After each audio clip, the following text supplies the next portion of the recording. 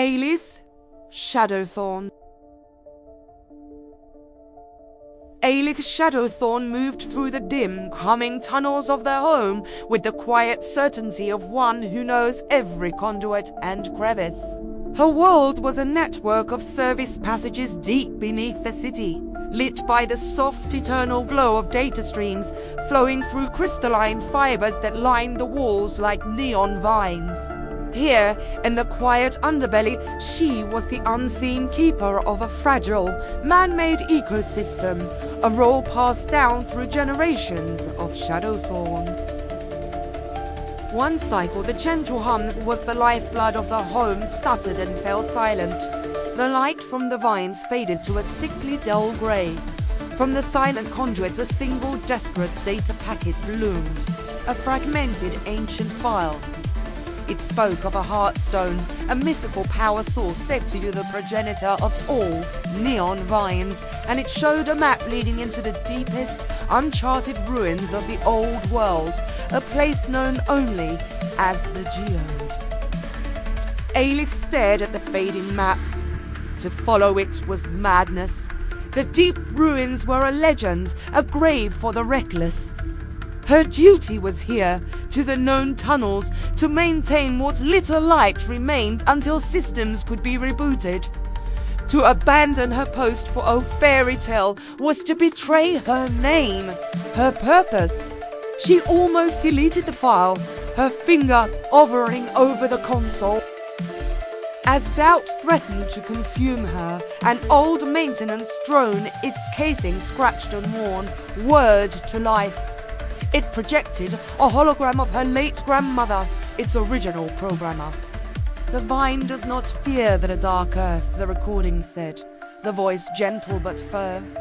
"It pushes through to find the sun. This drone contains the last of my charts and a frequency that can calm the unstable energy of the deep ruins. Take it. Remember who you are." With her grandmother's words echoing in her heart, Aelith sealed her hatchway for the last time.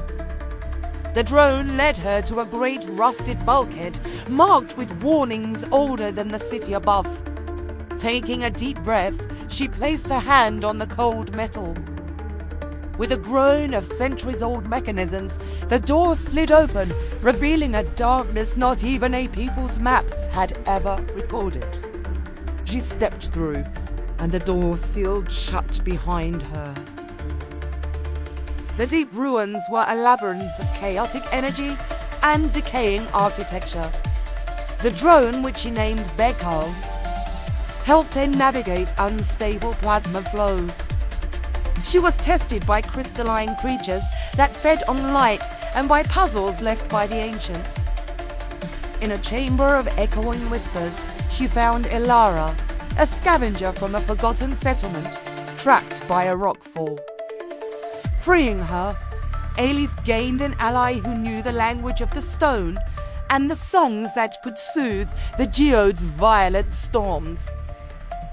Beko's maps and Elara's songs guided them to the threshold of the Geode itself, colossal cavern pulsing with raw, uncontrolled power.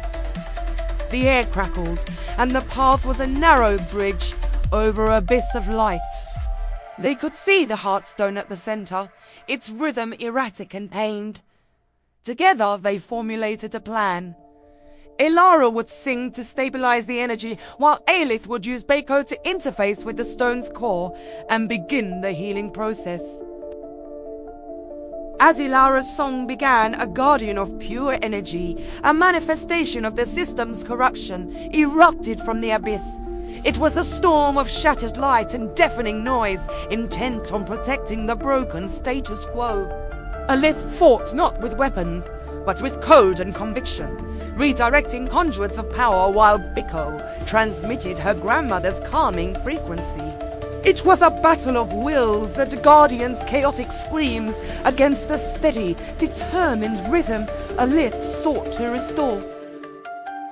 Silence. Then, a single, strong, steady pulse from the Heartstone.